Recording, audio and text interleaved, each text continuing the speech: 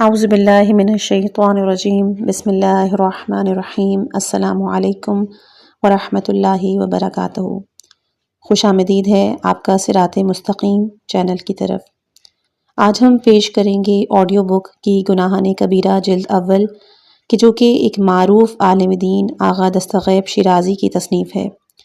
اس کتاب میں انہوں نے گناہان کبیرہ کے موضوع کو بڑی ہی تفصیل سے بیان کیا ہے، ان گناہوں کی سنگینی کو واضح کیا ہے کہ جو انسان کی روحانیت اور اخلاقی زندگی پر گہرے اثرات مرتب کرتی ہے۔ یہ کتاب نہ صرف آپ کو گناہوں کی نوعیت سمجھانے کی بلکہ آپ کی زندگی کو بہتر بنانے کی بھی رہنمائی فراہم کرے گی۔ تو آئیے اس علم و حکمت کے سفر کا آغاز کرتے ہیں اور گناہ کبیرہ کے بارے میں مزید جانتے ہیں۔ آج اس کتاب کا حصہ نمبر 2 بیان ہوگا۔ الشرک باللہ، سب سے پہلا گناہان کبیرہ اللہ پر شرک باندھنا ہے، اور اس کے بارے میں حضرت رسول اکرم صلی اللہ علیہ وآلہ وسلم اور حضرت امیر المومنین علیہ السلام اور حضرت امام جعفر صادق علیہ السلام، امام موسیٰ کاظم علیہ السلام، امام علی رضا علیہ السلام، امام محمد تقی علیہ السلام نے واضح ارشادات فرمائے ہیں۔ چنانچہ حضرت امام جعفر صادق علیہ السلام نے کتاب جہاد میں فرمایا ہے کہ تمام گناہوں سے بڑا گناہ اللہ تعالیٰ پر شرک باندھنا ہے، جس کی دلیل خود خداوند متعال کا قول ہے، 4 سورہ آیت نمبر 52 کہ یقیناً خدا نہیں بخشتا اس کو کہ جس نے اس کا شریک قرار دیا، اور شرک کے علاوہ دوسرے گناہوں کی جسے وہ چاہے مغفرت کر دیتا ہے۔ اسی طرح مزید ارشاد خداوندی ہے 31 سورہ آیت نمبر 13 میں کہ اللہ تعالیٰ کا کسی کو شریک قرار مت دو، بے شک شرک بہت بڑا ظلم ہے۔ اسی طرح 4 سورہ آیت نمبر 52 میں جس نے اللہ تعالیٰ کے ساتھ شرک باندھا یقیناً اس نے جھوٹ باندھا اور بڑے گناہ کا مرتکب ہوا۔ جبکہ ہر مسلمان شرک کو مثل روز روشن کے گناہ کبیرہ مانتا ہے، تو قرآنی آیات اور معصومین کی روایات کو شرک کا کبیرہ گناہ ہونے کے بارے میں نقل کرنا ضروری نہیں سمجھا، مگر جو چیز زیادہ اہم ہے وہ شرک کے معنی اور اس کے مراتب جاننا ہے تاکہ ان تمام گناہوں سے پرہیز کرے۔ چنانچہ پروردگار عالم قرآن مجید میں 4 سورہ آیت نمبر 41 میں بیان کرتا ہے، اور اللہ کی عبادت کرو اور کسی چیز کو اس کے ساتھ شریک نہ کرو۔ واضح ہو کہ مشرک مقابل موحد اور اس کی ضد ہے۔ چنانچہ توحید دین کا پہلا اصل رکن ہے، یہ کئی مراتب پر مشتمل ہے۔ اسی طرح شرک کے کئی درجات ہیں۔ پہلا ہے توحید اور شرک ذات خدا کے مقام میں، دوسرا توحید اور شرک صفات خدا کے مقام میں، تیسرا توحید اور شرک افعال کے مقام میں، چوتھا توحید اور شرک اطاعت کے مقام میں، اور پانچواں ہے توحید اور شرک عبادت کے مقام میں۔ اب اگر توفیق الہی شامل رہی تو ہر ایک موضوع پر تفصیل سے بیان کریں گے۔ پہلا مقام ہے توحید ذات خدا، یعنی رب الارباب کی ذات اقدس کو یکتا تسلیم کرنا کہ وہ قدیم اور ازلی ہے، وہ سارے عوالم امکان خواہ محسوس ہوں یا غیر محسوس سب کی ایجاد کی علت ہے، اور اس مقام میں وہ متعدد علل کو ماننا شرک ہے۔ چنانچہ ثنویہ فرقے قائل ہیں کہ کائنات کے 2 برابر کو موجد ہیں، اور دونوں قدیم بھی ہیں اور ازلی بھی ہیں۔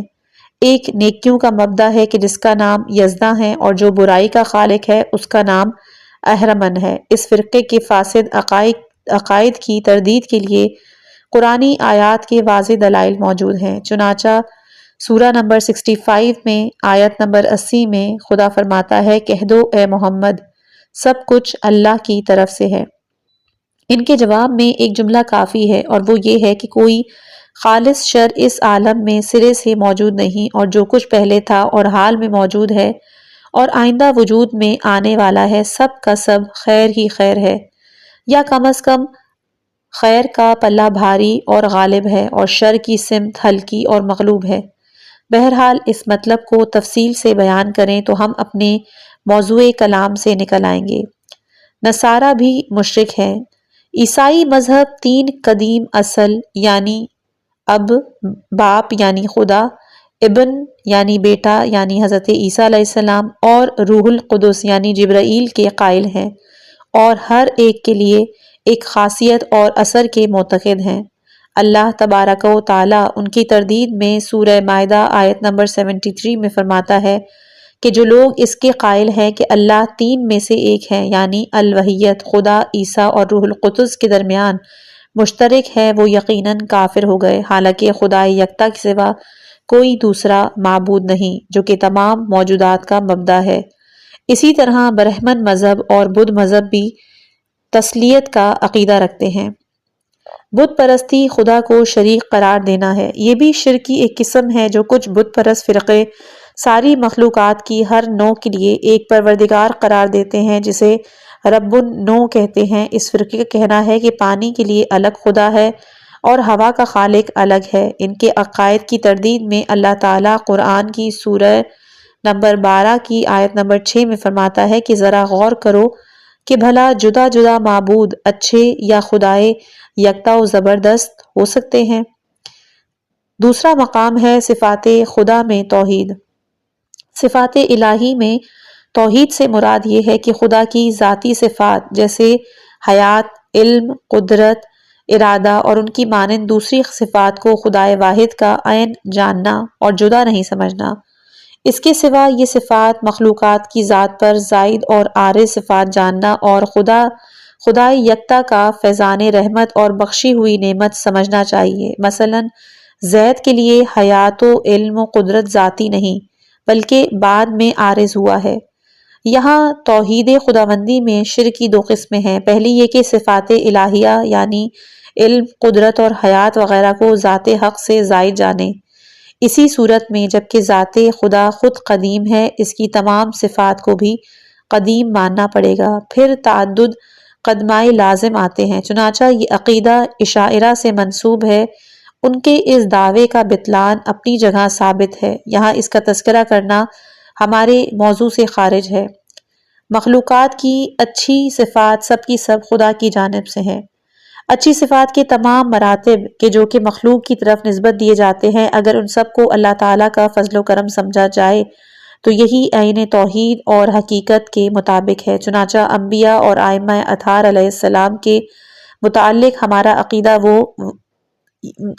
عقیدہ ہی یہی ہے کہ ان حضرات کا علم و قدرت اور عصمت اور دوسرے کمال کے اوصاف مرحمت پروردگار ہیں۔ کوئی ایک صفت بھی وہ ذاتی طور پر نہیں رکھتے بلکہ انہیں جو کچھ ملا ہے وہ سرچشمہ فیض سے ملا ہے۔ مختصر یہ کہ دراصل عالم امکان کے سارے موجودات کا وجود اپنی ذات پر قائم نہیں بلکہ دوسرے کا محتاج ہے، اسی لیے مخلوقات ممکن اور حادث ہیں۔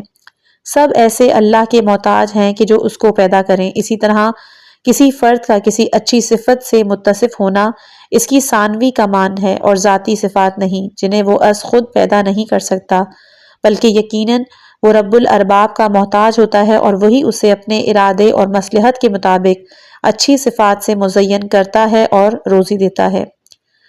کبھی غفلت سے اپنے نفس کا تزکیہ کرتے ہیں۔ یہ مطلب ہر ایک عقل مند یکتا پرست اور منصف مزاج کے سامنے بالکل واضح ہے کہ تمام صفات کمالیہ رکھنے والی صرف اور صرف پروردگار عالم کی ذات اقدس ہے، لیکن کبھی کبھار بعض یکتا پرست یعنی موحدین غفلت کی بنا پر مشرکانہ باتیں منہ سے نکالتے ہیں۔ مثلا اپنی تعریف کے موقع پر کہتے ہیں میرا علم، میری قدرت، میرا ارادہ، میری دولت، میری سوجھ بوجھ، میری طاقت وغیرہ، اس کے بجائے اگر وہ کہتا کہ میرا علم کہ جو اللہ تعالیٰ نے مجھے مرحمت کیا ہے، میری قدرت کہ جو اللہ نے دی ہے، میری دولت کہ جو اللہ کا فضل و امانت ہے، تو درست اور مناسب تھا اور یہی حقیقت کے مطابق عین توحید ہوتا ہے۔ لیکن سچا موحد اسی صورت میں ہو سکتا ہے جبکہ اس کا زبانی اقرار دلی اعتقاد سے متضاد نہ ہو بلکہ ایک دوسرے سے مطابقت رکھتا ہو۔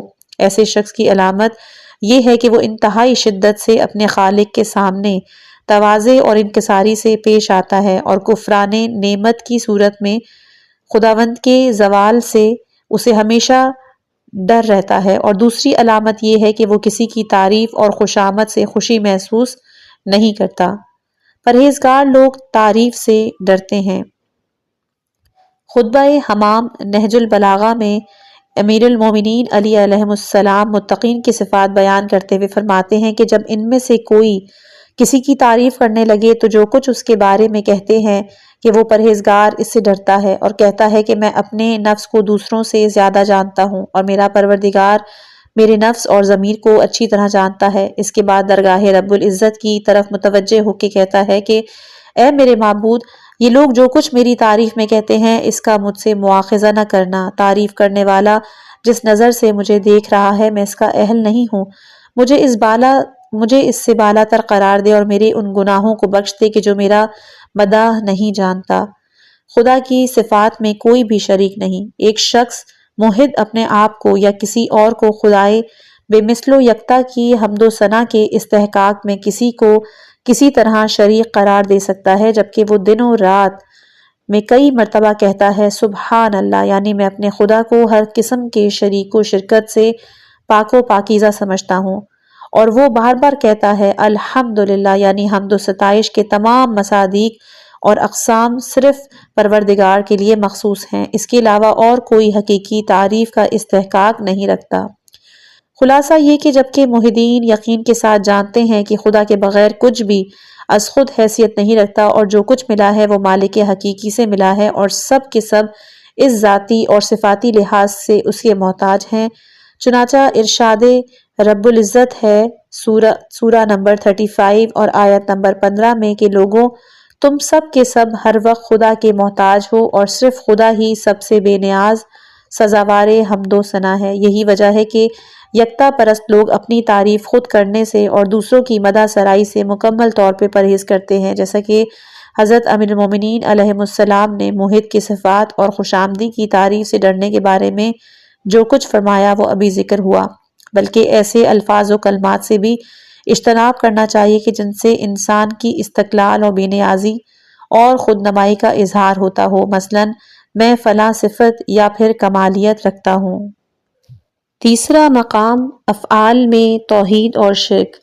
افعال میں توحید کی حقیقت سے مراد یہ ہے کہ ہمیں یقین حاصل کرنا چاہیے کہ سارے عوالم خواہ وہ مادی یا روحانی سے تعلق رکھتے ہوں، ان کا مالک و مدبر اور کنٹرول کرنے والا سوائے خدا کے اور کوئی نہیں، اور یقینی طور پر جاننا چاہیے کہ اس کی ربوبیت اور الوہیت میں کسی حالت میں کوئی شریک نہیں، اور اس کی ربوبیت کو آسمان و زمین اور تمام عوالم میں بسنے والوں کے لیے بلا تفریق یکساں جاننا چاہیے، جیسا کہ قرآن میں سورہ نمبر 65 آیت نمبر 12 میں بیان کیا گیا ہے کہ خدا ہی تو ہے کہ جس نے 7 آسمان پیدا کیے اور انہی کے برابر زمین کو بھی، ان میں خدا کا حکم نازل ہوتا رہتا ہے تاکہ تم لوگ جان لو کہ خدا ہر چیز پر قادر ہے، اور بے شک خدا اپنے علم میں ہر چیز پر حاوی ہے، اور خداوند عالم کو آسمانوں کا پیدا کرنے والا جاننا چاہیے، یقین کامل ہونا چاہیے کہ اس نے بے شمار ستارے پیدا کیے ہیں، ابھی تک ان کا انکشاف نہیں ہوا۔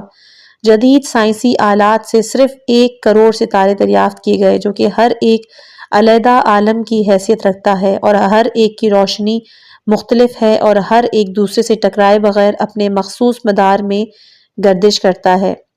ان ستاروں میں ایک سورج ہے کہ جس کا حجم ہماری زمین سے 13 لاکھ گنا بڑا ہے، اس قدر تیز روشنی کہ 37 لاکھ فرسخ کا فاصلہ صرف 8 سیکنڈ میں طے کر کے ہماری زمین تک پہنچتا ہے، جس سے ساری زمین کے لیے روشنی ملتی ہے اور اسی سے تمام موجودات کی پرورش ہوتی ہے۔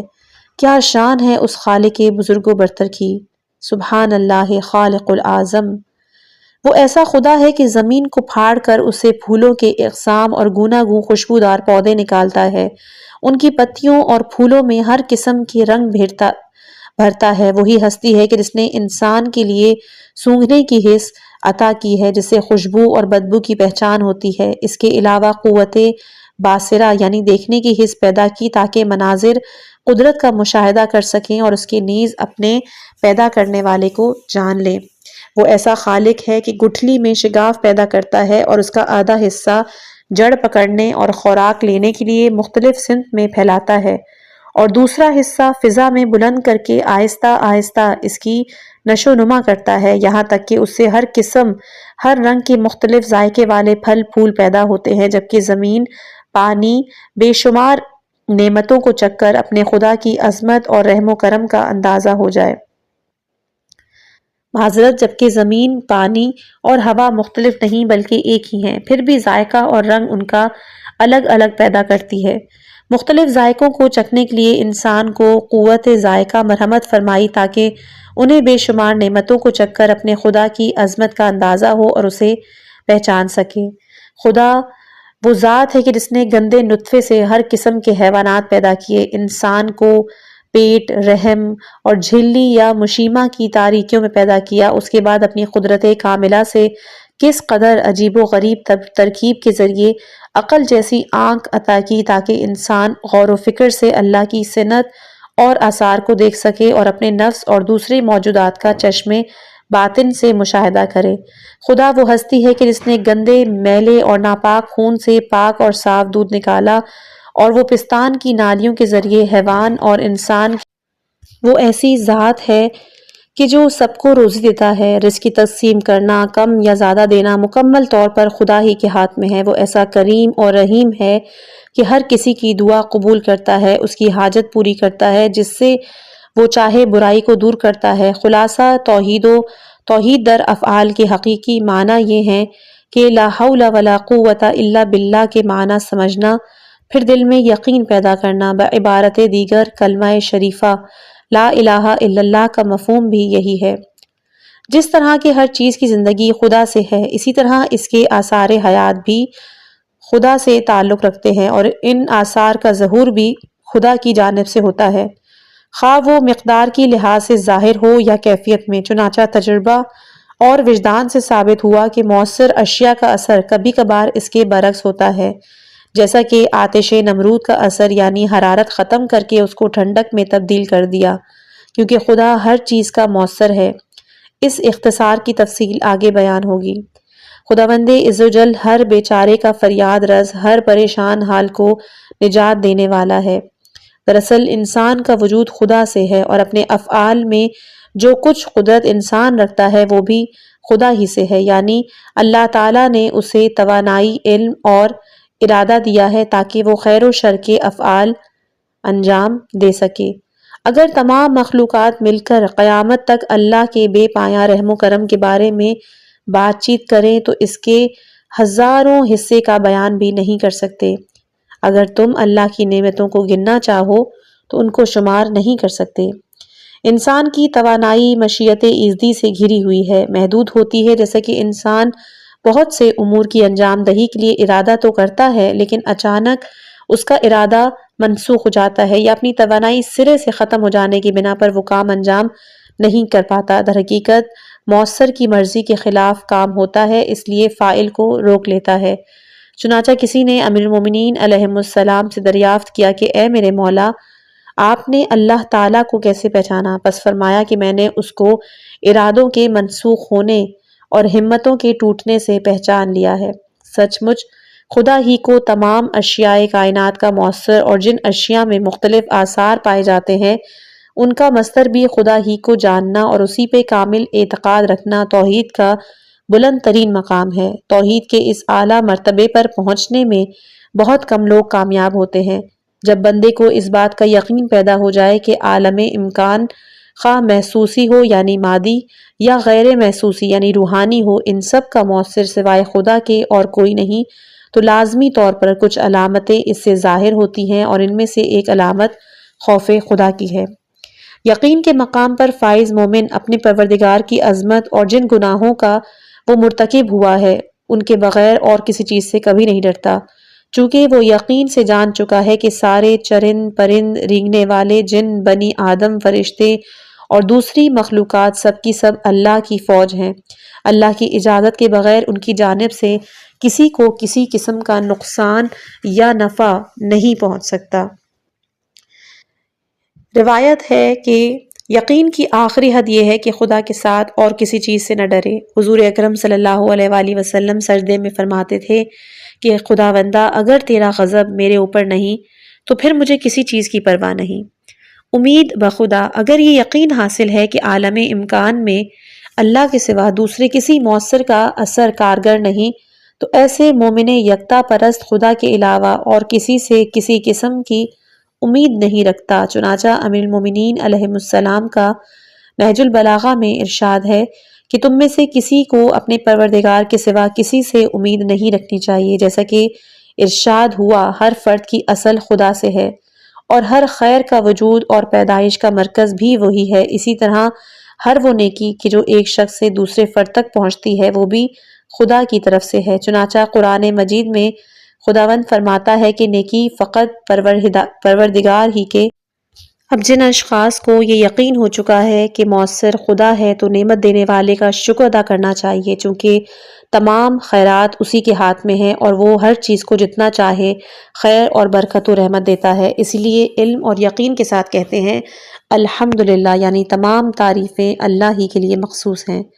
اگر کسی کے ذریعے خیر و رزق مل رہا ہے تو اس کی مدح اور شکر ادا کرنا لازم ہے، لیکن اس نظریے میں اس کا شکر و تعریف کرنا جائز نہیں کہ وہ مستقلاً مصدر خیر و رحمت ہے، بلکہ اس لحاظ سے سزاوار ہے کہ اللہ نے اسے خیر و برکت پہنچانے کا وسیلہ قرار دیا اور پروردگار کے حکم سے وہ فراہم کرتا ہے، اور اس کے اگر کسی کے توسل سے خیر ملے تو اس کا شکریہ ادا کرے، جیسا کہ معصوم کی طرف سے تاکید ہے کہ جس نے مخلوق کا شکریہ ادا نہیں کیا تو گویا وہ اپنے خالق کا شکریہ بجا نہیں لا رہا۔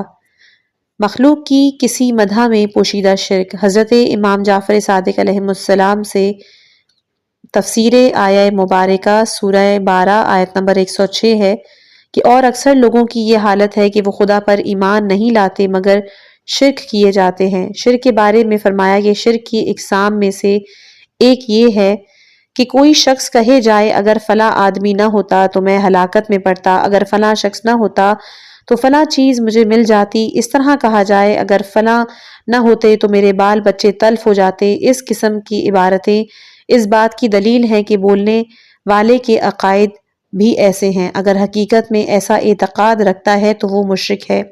اس کے بعد حضرت نے فرمایا کہ اگر کوئی یوں کہے کہ خداوند عالم نے فلاں آدمی کے ذریعے مجھ پر احسان نہ کیا ہوتا تو میں ہلاک میں پڑ جاتا، تو اس صورت میں کوئی حرج نہیں بلکہ یہ عین توحید ہے۔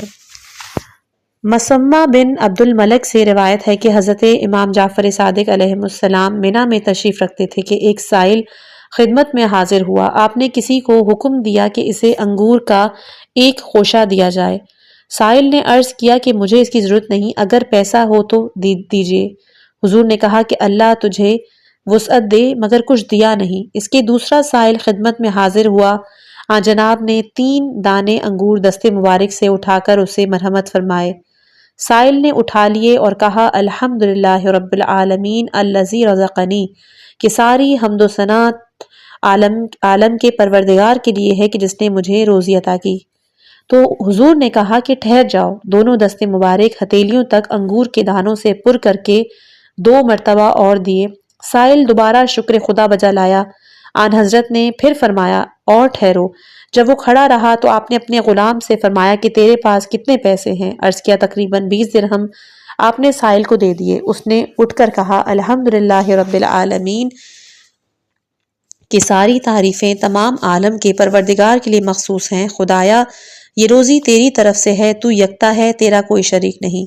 چوتھی مرتبہ فرمایا ابھی ٹھہر جاؤ، اپنی قمیض اتار کر اسے دو، اور فرمایا اسے پہن لو۔ سائل نے اسے پہنا اور اس خدا کا شکر ادا کیا جس نے اسے لباس دیا اور خوش و خرم کیا۔ اس وقت سائل نے حضرت کی طرف متوجہ ہو کر کہا اے بندہ خدا، اللہ تجھے اچھا صلہ عطا کرے، اور روانہ ہو گیا۔ مسمہ راوی کہتا ہے کہ اگر سائل امام کی طرف متوجہ نہ ہوتا اور صرف خدا کی حمد بجا لاتا تو آپ اس کو مزید عطیے کو جاری رکھتے۔ یاد رکھیے کہ تمام اسباب سبب پیدا کرنے والے مسبب کے ہاتھ میں ہوتے ہیں۔ اسی لیے موحد یعنی یکتا پرست کو چاہیے کہ اپنے سارے امور میں خواہ وہ منفعت حاصل کرنے سے تعلق رکھتے ہوں یا ان کا ضرر اور نقصان دور کرنے کے واسطے، ہر حالت میں اس کی امیدیں فقط اپنے پروردگار سے وابستہ ہونی چاہیے۔ اسے جاننا چاہیے کہ تمام اسباب ارادہ خدا کے ماتحت ہیں۔ اگر خیر کے تمام اسباب اس کے لیے فراہم ہو جائیں مگر خدا نہ چاہتا ہو تو محال ہے کہ اسے کوئی خیر پہنچ جائے۔ اسی طرح تمام ظاہری اسباب کے سلسلے اس سے کٹ جائیں اور خدا فراہم کرنا چاہتا ہو تو کسی صورت فراہمی کا سبب پیدا کر دے گا۔ اگر ضرر پہنچانے کے تمام اسباب اکٹھے ہو جائیں لیکن خدا اسے محفوظ رکھنا چاہتا ہو تو کوئی بھی شر اسے چھو نہیں سکتا۔ موحد کو چاہیے کہ تمام مقدرات الہیہ کے سامنے بلا چوں و چرا سر تسلیم خم کر دے اور امور تکوینی مثلاً عزت و ذلت، صحت و مرض، غنا اور فقر، موت و حیات اور مورد تکلیفیہ جیسے واجبات اور محرمات کے امور میں دل اور زبان سے کسی قسم کا اعتراض اور انکار ہرگز نہ کرے۔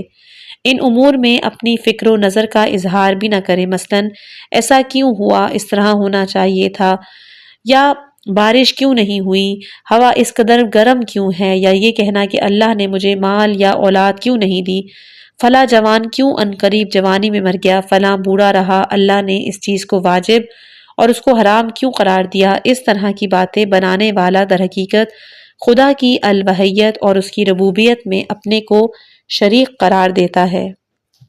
توحید اور محبت۔ خدائے واحد کے پرستار کو یقین کے ساتھ جاننا چاہیے کہ پروردگار عالم خود اس کا اور سارے موجودات کا حقیقی منعم ہے، اور جو چیزیں جہاں سے اور جس سے اس کو ملتی ہیں خدا ہی کا فضل و کرم ہے، اور ظاہری اسباب اور علل بھی اللہ تعالیٰ کے دست قدرت میں ہی ہیں۔ پس دلی محبت اور دوستی کی سزاوار بھی اسی کی ذات ہے، سوائے ذات خدا کے اور کسی سے بلا واسطہ دوستی نہیں رکھنی چاہیے۔ ہاں اگر کسی دوستی کا رشتہ باندھنا منظور ہو تو اس لحاظ سے کہ وہ شخص محبوب خدا ہے اور بس، حب محبوب خدا حب خدا است، چونکہ اس کی دوستی عین محبت خدا اور حکم خدا ہے، جیسا کہ انبیاء و ائمہ علیہ السلام اور مومنین سے محبت کرنا، یا اس لیے کسی نعمت الہی سے قلبی ملاپ پیدا کرنا کہ یہ عطیہ پروردگار ہے تاکہ اس کے حصول سے وہ شکر خدا بجا لائے، جس سے قرب الہی اور اس کی خوشنودی بھی حاصل کر سکتا ہے۔ مثلاً اہل و عیال اور مال و حیات دنیاوی سے محبت کرنا عبادت پروردگار ہے۔ اس کے برعکس خوشنودی خدا کو نظر انداز کر کے براہ راست ان سے یا کسی چیز سے محبت کرے تو فرد شرک میں مبتلا ہوتا ہے۔ اگر غیر خدا کی دوستی زیادہ شدت سے ہو اور خدا کی محبت نسبتاً کم ہو، یہاں تک کہ دونوں محبتوں کے تصادم کی صورت میں غیر خدا کی دوستی کو ترجیح دیتا ہو، تو شرک کے علاوہ حرام بھی ہے، اس لیے وہ عذاب کا مستحق ہے۔ مثلاً کسی کے دل میں خدا سے زیادہ مال دنیا کی محبت، لہٰذا اس کے لیے ممکن نہیں کہ حکم خدا کے مطابق واجبات مالی ادا کرے۔ اس بارے میں بہت سی قرآنی آیات اور احادیث وارد ہیں، جیسے کہ کچھ روایتیں ہیں۔ اصول کافی میں باب اخلاص میں کسی نے حضرت ابو عبداللہ امام جعفر صادق علیہ السلام سے اس آیہ مبارکہ کے معنی کو دریافت کیا کہ قیامت کے دن مال و اولاد فائدہ نہیں دیں گے مگر یہ کہ خدا کے حضور قلب سلیم لے کے حاضر ہو۔ تو آپ نے فرمایا کہ سالم دل وہ ہے کہ جب اللہ سے ملاقات کرے تو اس کے سوا اور دوسرے کی محبت اس میں نہ پائے۔ ہر وہ دل کہ جس میں شرک اور شک ہو وہ ساقط یعنی ہلاک کے قابل ہے۔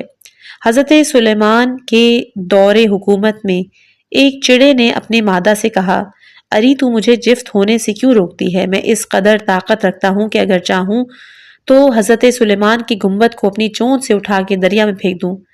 جب چڑے کی بات کو حضرت سلیمان کے کانوں تک پہنچایا تو وہ مسکرائے اور دونوں کو دربار میں بلایا اور پوچھا کہ زبانی دعویٰ جو تم کر رہے ہو وہ عملی طور پہ کر کے دکھاؤ۔ تو اس نے عرض کی، ہرگز نہیں، لیکن باتوں سے میں اپنی شخصیت کو بیوی کے سامنے سنوار کر پیش کر کے اپنی بزرگی کا اظہار کرنا چاہ رہا تھا تاکہ وہ مرعوب ہو، اور عاشق و معشوق کے درمیان ہونے والی باتوں پر ملامت نہیں ہونی چاہیے۔ حضرت سلیمان نے مادہ چڑیا سے فرمایا کہ تم کیوں اس سے روگردانی اور بے تنائی کر رہی ہو جبکہ تو تم سے محبت کا دعویٰ کر رہا ہے؟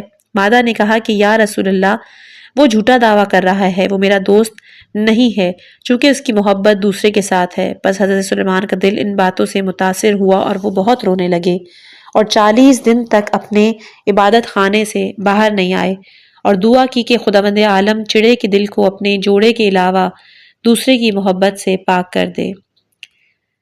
چوتھا مقام ہے اطاعت میں توحید اور شرک۔ مومن جبکہ یقین کے ساتھ جانتا ہو کہ پیدا کرنے والا اور رزق دینے والا اور مدبر اپنا ساری مخلوقات کا صرف اور صرف ایک ہی ہے اور اس کی الوہیت اور ربوبیت میں بھی کوئی شک نہیں، تو عقل و ایمان کی روح سے خدائے واحد کے علاوہ اور کسی کی فرما برداری نہیں کرتا اور نہ ہی حاکم تسلیم کرتا ہے، فقط اسی کو لازم الاطاعت جانتا ہے، اور اپنے علاوہ دوسرے موجودات بھی اس کی قدرت و قوت کے مقابل عاجز و ضعیف ہیں اور کوئی حیثیت نہیں رکھتے۔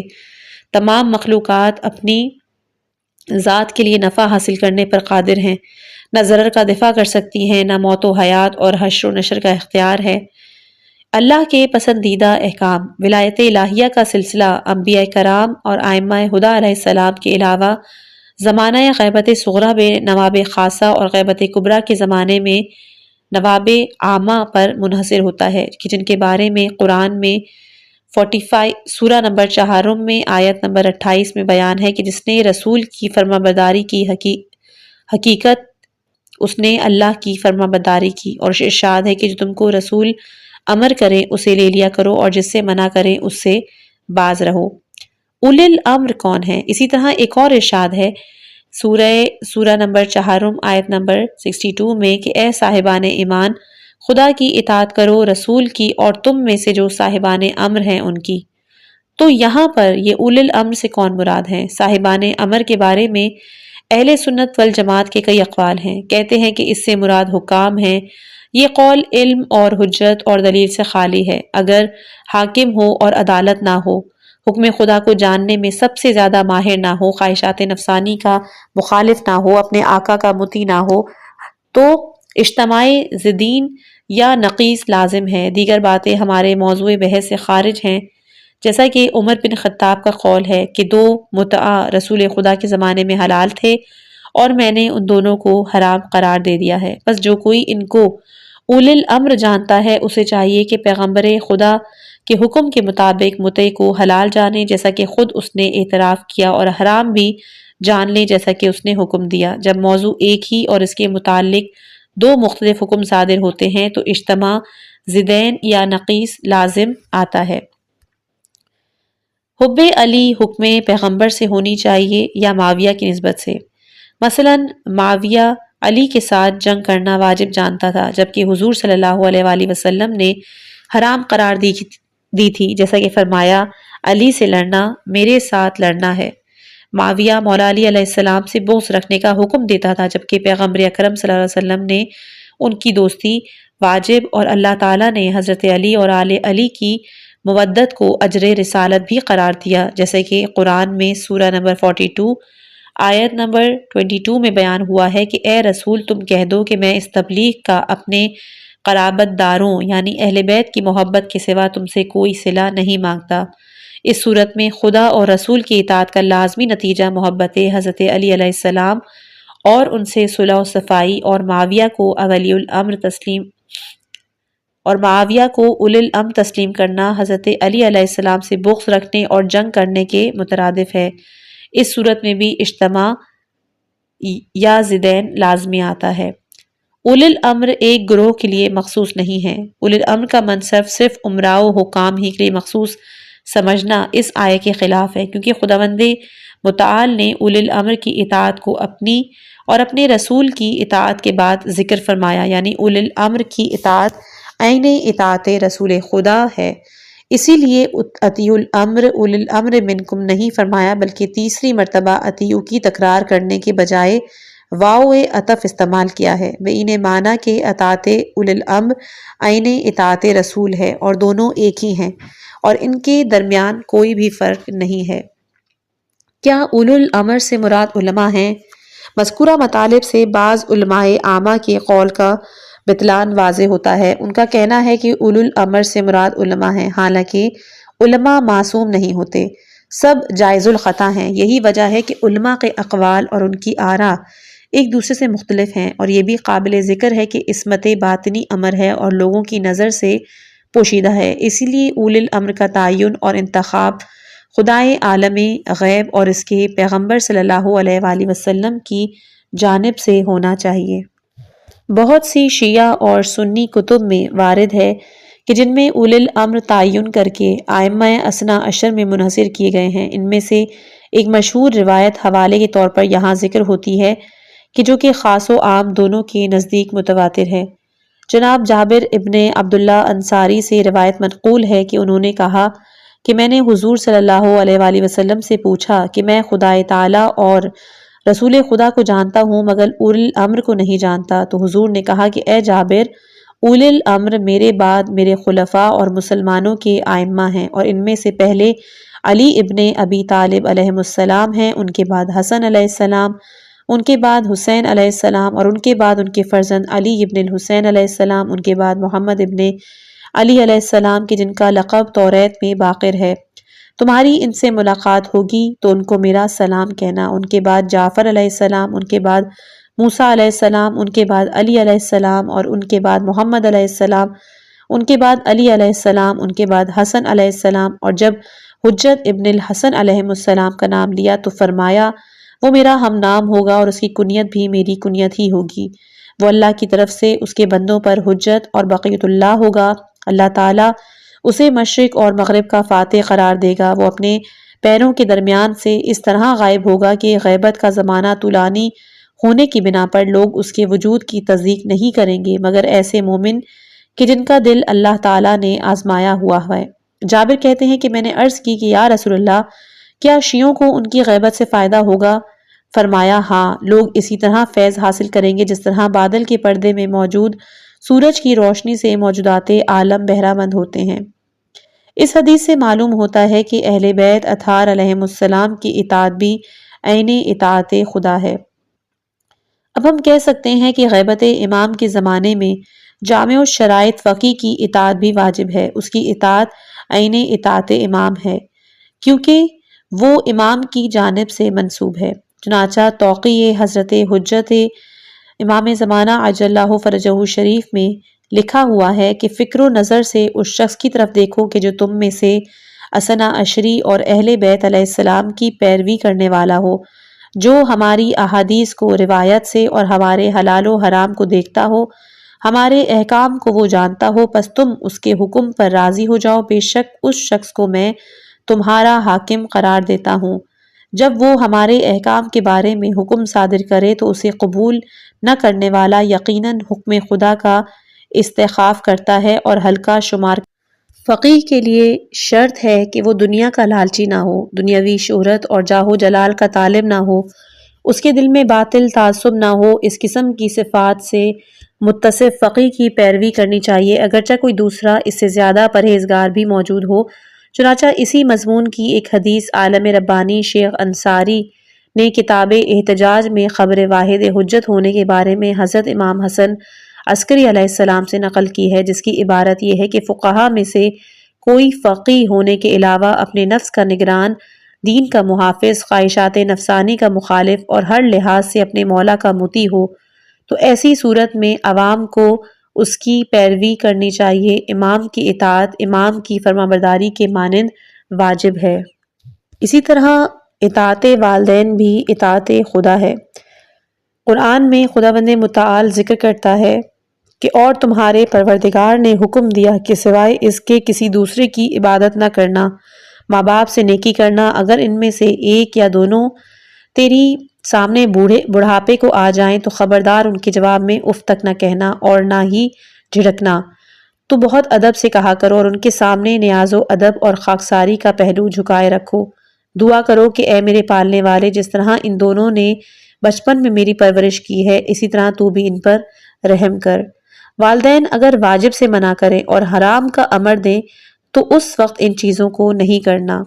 والدین کی مخالفت میں اذیت کی تفصیل۔ لیکن اس صورت میں جبکہ ماں باپ کسی چیز کا حکم دیتے ہیں یا ممانعت کرتے ہیں مگر اولاد کی عدم تعمیل سے ان کو تکلیف نہیں ہوتی، نہ ناراض ہوتے ہیں کیونکہ ان کی نظر میں وہ چیز اہم نہیں، اس صورت میں مخالفت حرام نہیں۔ مثلاً والدین اپنے فرزند کو سفر پہ جانے سے روکتے ہیں لیکن وہ پھر بھی سفر پر جائے تو ناراض نہیں ہوتے تو یہ سفر اس کے لیے مباح ہے۔ اس کے برخلاف اس کی مسافرت ماں باپ کے لیے اگر اذیت کا سبب بنتی ہے تو پھر یہ سفر معصیت ہے۔ نماز پوری پڑھی جائے اور روزہ بھی رکھنا چاہیے۔ جن افراد کی اطاعت بجا لانا خدا اور رسول کی اطاعت کے برابر سمجھا جاتا ہے ان میں ایک شوہر کے حق میں بیوی کی اطاعت بھی ہے۔ چنانچہ قرآن مجید میں خدا ارشاد فرماتا ہے کہ مردوں کو عورتوں کے امور میں قیام اور سرپرستی کا حق ہے کیونکہ خدا نے بعض آدمیوں کو بعض آدمیوں یعنی کہ عورتوں پر فضیلت دی ہے۔ اس کے علاوہ مرد عورتوں پر اپنا مال خرچ کرتے ہیں، پس خوش نصیب بیویاں ہیں کہ جو شوہروں کی تابعدار ہیں اور اس کی پس پشت جس طرح خدا نے حفاظت کا حکم دیا ہے وہ ہر چیز کی حفاظت کرتی ہیں۔ شوہر کی اطاعت بیوی پر لازم ہونے کے بارے میں بہت سی روایتیں ملتی ہیں، لیکن خواتین کے لیے قابل توجہ بات یہ ہے کہ تمام امور میں شوہر کی خوشنودی حاصل کرنا مستحب اور ان کے لیے بہترین عبادت ہے، لیکن تمکین یعنی ہم بستری کے بارے میں شوہر کی اطاعت کرنا فقہا کے نزدیک مسلم واجب ہے، اور گھر سے باہر جانے کے لیے بھی شوہر سے اجازت لینا واجب ہے، اگرچہ کہ ماں باپ سے ملاقات یا پھر ان کی عیادت کے لیے ہی جانا ہو۔ اگر خاوند کی اجازت کے بغیر گھر سے باہر جائے تو واپسی تک آسمان اور زمین میں رہنے والے فرشتے اور رحمت اور غضب کے ملائکہ اس پر لعن کرتے ہیں۔ اسی طرح جو مستحب اخراجات ہیں وہ بھی خاوند کی اجازت سے ہونے چاہیے، البتہ واجبات مثلاً واجب حج ہے، زکوٰۃ ہے، خمس ہے، قریبی رشتہ دار اور ماں باپ سے نیکی کرنے کے بارے میں شوہر سے اذن لینا لازم نہیں، بلکہ وہ منع بھی کرے پھر بھی شرعاً کوئی اثر مرتکب نہیں ہوتا۔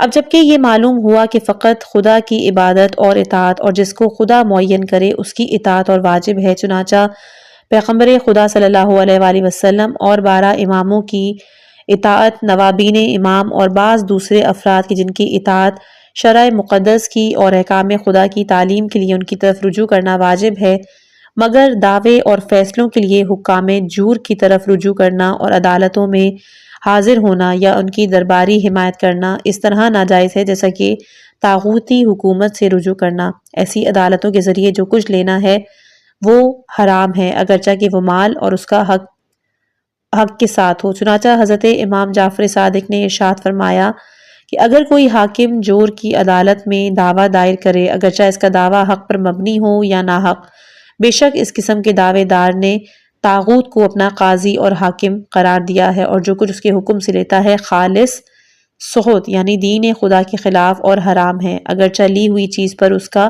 حق ہونا شرعاً ثابت بھی ہو جائے۔ اسی طرح جو بے عمل عالم ہوتے ہیں ان کی پیروی بھی نہیں کرنی چاہیے۔ جو دنیا پرست علماء ہیں وہ تو خدا کے لٹیرے ہیں، صرف اللہ کے لیے انسان کو فقیہ ہونا چاہیے۔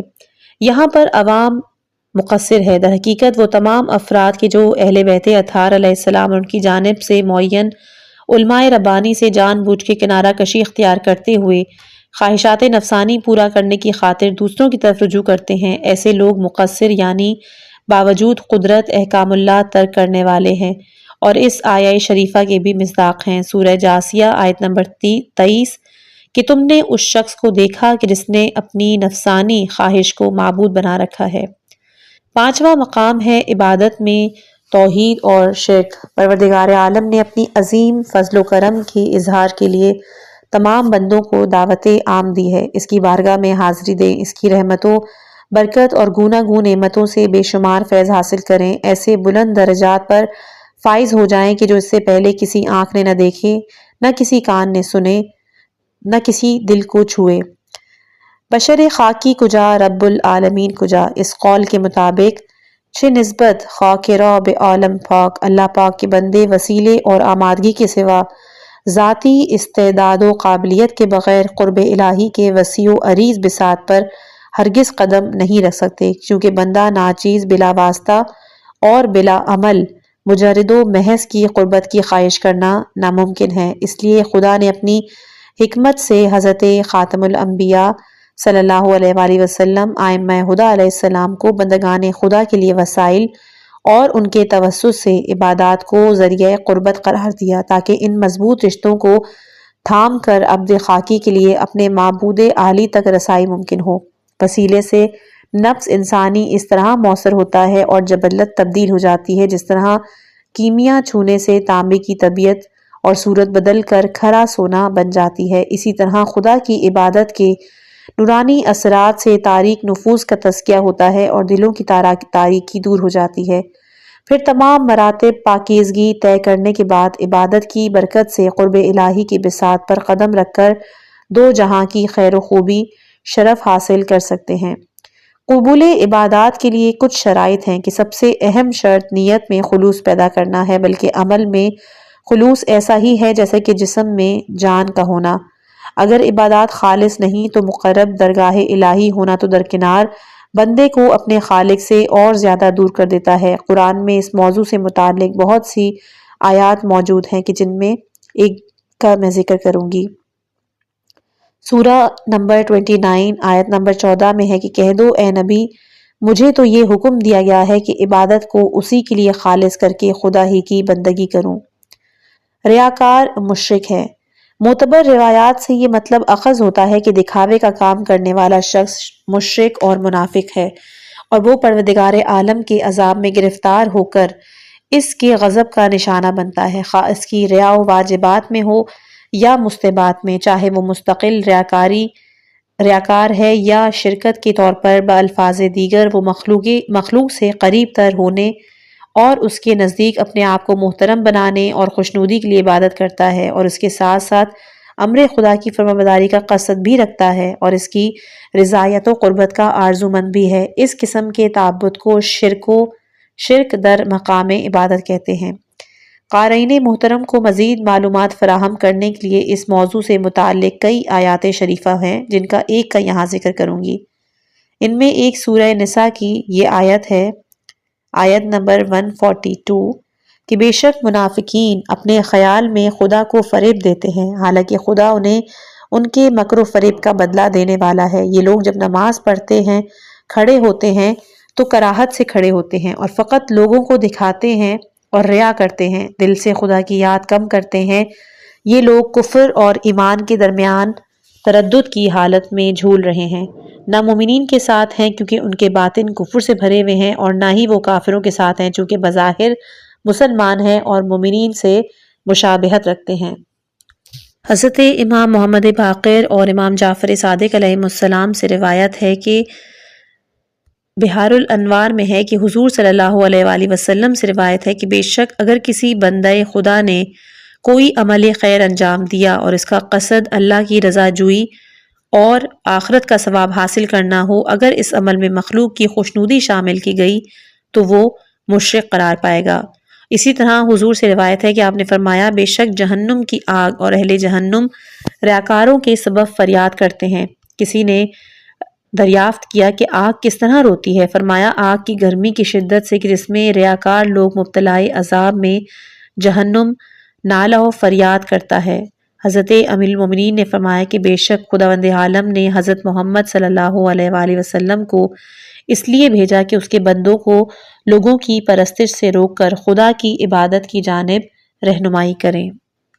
بہت سی روایتوں سے یوں استفادہ ہوتا ہے کہ ریاکار کے لیے آخرت میں خسارہ ہے، جیسے کہ دنیا اور آخرت دونوں کا گھاٹا اٹھایا اور یہی تو سری گھاٹا ہے، لیکن اس کے برعکس مخلص انسان جو ہے وہ آخرت کے اجر و ثواب کے علاوہ اس دنیا میں بھی لوگوں کی نظروں میں عزیز اور محترم ہوتا ہے۔ چنانچہ حضرت امام جعفر صادق علیہ السلام نے سورہ کہف کی آخری آیہ مبارکہ کہ جو شخص اپنے پروردگار کے سامنے حاضر ہونے کی امید رکھتا ہے تو اسے عمل صالح کرنا چاہیے اور اپنے پروردگار کی عبادت میں کسی کو شریک نہ کرے۔ اس کی تفسیر میں فرمایا کہ کوئی شخص نیک عمل انجام دیتا ہے مگر اس کو اللہ کی خوشنودی کے خاطر نہیں بچا لاتا بلکہ لوگوں سے تعریف اور ثنا خوانی اسے منظور ہے اور دل چاہتا ہے کہ لوگ اسے دیکھیں سنیں تاکہ شہرت حاصل ہو اور مقبول ہو۔ فرمایا یہ وہ شخص ہے کہ جس نے اپنے پروردگار کی عبادت میں دوسروں کو شریک بنایا۔ اس کے بعد فرمایا کہ کوئی بندہ نہیں کہ اپنے نیک عمل کو پوشیدہ رکھے، یعنی اپنے عمل کو صرف اللہ کے لیے بجا لائے تاکہ آخر کار خدائے مہربان اس کو منظر عام پر آشکار فرماتا ہے، اور کوئی بندہ نہیں کہ اپنے برے عمل کو مخفی نہ رکھے تاکہ لوگوں کو پتہ نہ چلے اور اس کی تعریف کریں، مگر جوں جوں زمانہ گزرتا جاتا ہے اللہ اس کی برائیوں کو سر عام کر کے ذلیل اور خوار کر دیتا ہے۔ یہاں اگر کوئی عبادت میں شرک جیسے گناہ کبیرہ میں پھنسا ہوا ہو اور توبہ کرنے کا ارادہ رکھتا ہو تو ایسی صورت میں پہلے حقیقی معنوں میں پشیمان ہونا چاہیے اور پھر اس گناہ کو ہمیشہ کے لیے ترک کرنے کا ایک پختہ ارادہ کرے، اور تیسرے کہ آئندہ خالصتاً اللہ کے لیے بجا لانے کی نیت کرے۔ یعنی اولاً واجب ہے کہ گزشتہ گناہوں سے استغفار کر کے طلب مغفرت کرے، دوسرے جن عبادتوں میں ریا واقع ہوئی ہے ان کو دوبارہ بجا لائے، خواہ پوری عبادت ریا کے ساتھ ہوئی یا کچھ حصہ، بین معنی کے عمل کی ابتدا سے لے کر انتہا تک غیر خدا اس کی نظر میں رہا ہو، درمیان میں پروردگار کی خوشنودی بھی شامل ہو گئی ہو۔ مثلاً کسی نے واجب زکوٰۃ خدا کی فرمان برداری کے قصد سے مستحق کو دی، اس کے ساتھ ہی لینے والے سے کسی قسم کی منفعت حاصل کرنے یا ضرر دور کرنے کا ارادہ بھی رکھے یا لینے والے کی بزرگی اور احترام کا قصد کرتے ہوئے پیش کرے، ان تمام حالات میں توبہ کرنے کے بعد صرف رضائے مندی خدا کے لیے دوبارہ زکوٰۃ دینا واجب ہے۔ نماز دوبارہ پڑھنے سے یہ فرق نہیں پڑتا کہ تمام عمل دکھاوا ہو یا کوئی ایک جز، یہاں تک کہ مستحب عمل کا کوئی بھی جز بھی ریا کے ساتھ بجا لائے، جیسا کہ قنوت پڑھنا، تو احتیاطاً دوبارہ تکرار کرے۔ یہ عمل کی کیفیت میں ریا داخل ہو جائے، جیسے کہ دکھاوے کے لیے نماز جماعت میں شرکت کرے یا پہلی صف میں بیٹھ جائے یا اول وقت نماز پڑھی جائے، تو بہر صورت نماز باطل ہے۔ خالص دنیاوی امور کے جو کہ عبادت میں شمار نہیں ہیں، ان میں ریاکاری حرام ہونے کے بارے میں کوئی واضح دلیل نہیں، اس لیے فقہائے عظام بھی اس کی حرمت کے متعلق فتاویٰ نہیں دیتے۔ ریاکار جن امور میں دکھاوے کے لیے کام کرتے ہیں وہ 5 ہیں: بدنی ریا، حیت کی ریا یعنی شکل و صورت اور لباس کی، عملی ریا، پیروی اور خارجی اشیاء میں ریا۔ ان میں سے ہر ایک امور دنیا سے متعلق ریا ہوتی ہے یا اخروی امور سے متعلق، اور تفصیل اس کی حسب ذیل ہے۔ پہلی ریا ہے بدنی ریا۔ اخروی امور کی عبادت میں بدنی ریا سے مراد یہ ہے کہ آدمی اپنے بدن کو کمزور بنا دے اور اظہار کرے کہ خوف و خشیت خدا اور شبیداری میں کثرت اور خواب و خوراک کی قلت واقع ہوگی، جس کے نتیجے میں بدن ضعیف ہو، ہونٹوں کو خشک رکھے تاکہ لوگ اسے روزے دار سمجھیں، یا خود کو اخروی امور میں منہمک دکھانے کی کوشش کرے تاکہ لوگ تعجب کریں کہ یہ شخص تو کتنا بڑا پرہیزگار ہے اور دن رات دینی امور میں مشغول رہتا ہے۔ بدنی ریا کی دوسری قسم دنیاوی امور میں بدنی ریا ہے، جس سے مراد اپنے قوی ہیکل، طاقت، موٹاپا۔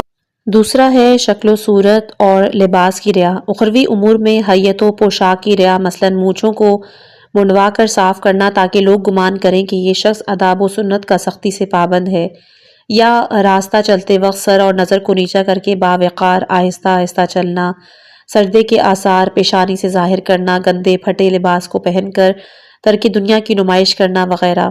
دنیاوی امور میں پوشاک کی ریا اس طرح ہوتی ہے کہ اہل دنیا کو دکھانے کی خاطر قیمتی اور نفیس کپڑے زیب تن کریں تاکہ لوگ ان کی توجہ اپنی جانب مبذول کریں۔ تیسرا ہے قولی ریا۔ آخرت کے امور میں اقوال کی ریا، مثلاً لوگوں کے سامنے لبوں کو حرکت دیتے ہوئے ذکر میں مشغول ہو جائے یا اپنی فضیلت و بزرگی اور علمی قابلیت کی نمائش کے لیے واعظ و نصیحت کرے، مجالس و محافل میں امر بالمعروف نہی عن المنکر کرتے ہوئے حاضرین کو ڈرائے اور دل میں خلوص نہ ہو۔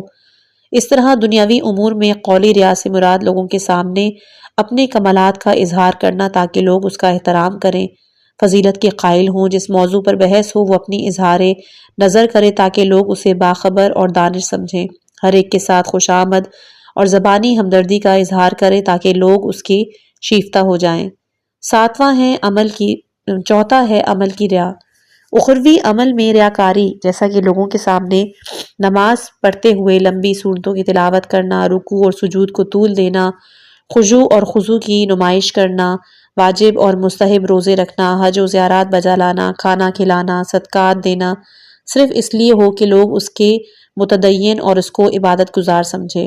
اور دنیاوی عمل میں ریاکاری سے کام لینا، مثلاً جہاں لوگوں کی اکثریت ہو وہاں اس کے رجحان کے مطابق خرچ کرنا تاکہ لوگ اس کو سخی سمجھیں اور وہ شہرت پائے، یا بڑی رقم خرچ کر کے کثیر تعداد میں لوگوں کی دعوت دینا اور ان کی خاطر مدارات کرنا۔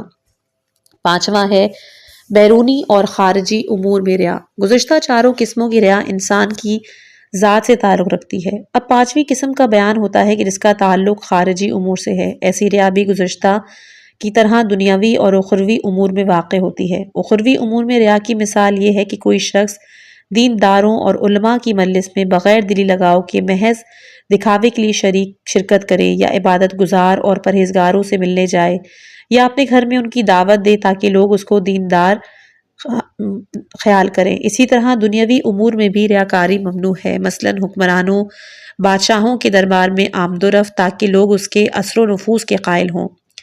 ریا قصد سے مرپود ہوتی ہے۔ واضح ہو کہ ریاکاری کا دار و مدار آدمی کے قصد پر ہے۔ بالالفاظ دیگر ہر وہ عمل کہ جو لوگوں کو دکھانے یا ان کے نزدیک مرتبہ بلند کرنے اور ان کو خوش کرنے کے لیے انجام دیتا ہے وہ ریا ہے، چاہے وہ عمل دنیاوی ہو یا اخروی ہو۔ مذکورہ 5 قسم کے ریا کے سلسلے میں جو مثالیں پیش کی گئی ہیں وہ در حقیقت ان اعمال میں ریا داخل نہیں ہوتی جب تک عامل ریا کا قصد اور نیت نہ کرے۔ مثلا اگر صفائی اللہ کی خوشنودی یا فرمان برداری کے قصد سے بجا لائے تو یہ عمل عبادت ہے، لیکن اگر دکھاوا مطلوب ہے تو ریا ہے۔ اسی طرح اچھے لباس زیب تن کرنا یا بہترین مکان بنانے میں اگر نعمت خداوندی کی کلی اظہار کا قصد ہے تو عبادت ہے، اور اگر نمائش و نمود کا پہلو ہے تو پھر یہ ریا ہے۔ اگر اس موضوع کا تفصیلی مطالعہ مقصود ہو تو کتاب قلب سلیم کی جانب رجوع فرمائیے۔ اس کے بعد جو دوسرا گناہ بیان ہوگا وہ ہے یاس کا، یعنی نا امیدی، کہ انشاءاللہ وہ ہم اس کو اگلی آڈیو میں پیش کریں گے۔ خداوند متعال کا شکر ادا کرتے ہیں کہ اس ویڈیو کے ذریعے سے اہم باتوں پہ روشنی ڈالی گئی ہے۔ اللہ ہمیں اپنی ہدایت دے اور ہم سب کو گناہوں سے بچنے کی توفیق عطا فرمائے۔ خدا ہم کی زندگیوں میں اپنی برکتیں نازل فرمائے، ہماری روحانیت میں اضافہ کرے اور ہمیں اپنی رضا کی راہوں پر چلنے کی ہمت دے، ہمیں معافی سے نوازے اور ہمارے دلوں میں توبہ کی حقیقت کو بٹھائے۔ اللہ ہمیں گناہ سے بچائے اور ہم سب کو اپنی ہدایت سے سرفراز کرے، آمین۔ اگر آپ کو اس ویڈیو سے کچھ فائدہ ہوا ہو تو براہ کرم اس ویڈیو کو اپنے دوستوں کے ساتھ شیئر کریں اور ہمارے چینل کو سبسکرائب کرنا مت بھولیے گا تاکہ آپ کو مزید ایسی قیمتی اور علم سے بھرپور ویڈیوز مل سکیں۔ اللہ آپ کا اور ہمارا سب کی حفاظت کرے، آمین۔ والسلام علیکم ورحمۃ اللہ وبرکاتہ۔